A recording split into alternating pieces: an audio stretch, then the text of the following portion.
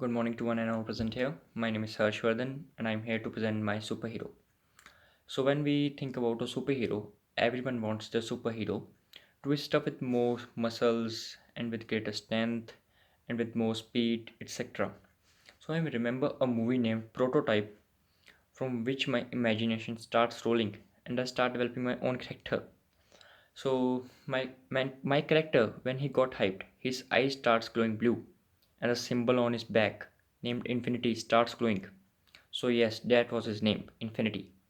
He was a teenager who once touched a meteor,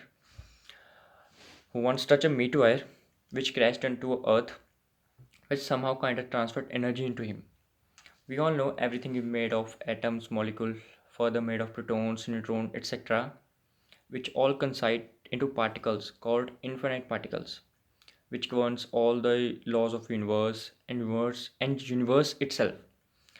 So my character Infinity has potential to control all the infinite particles, which can do unimaginable things like levitation, teleportation, traveling faster than light, and that human strength. His the power of his strength he was immense, but he starts discovering his own powers.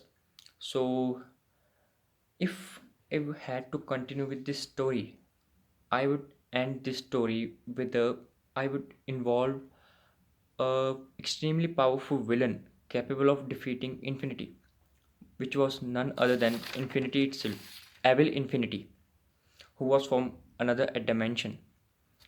So a good Infinity has to defeat him by using all his power.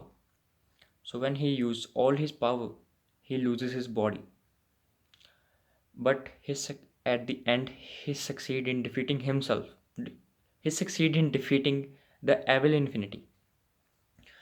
So he isn't a human anymore.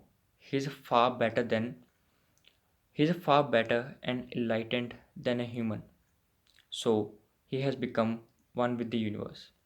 So thank you. That's my topic. Have a nice day.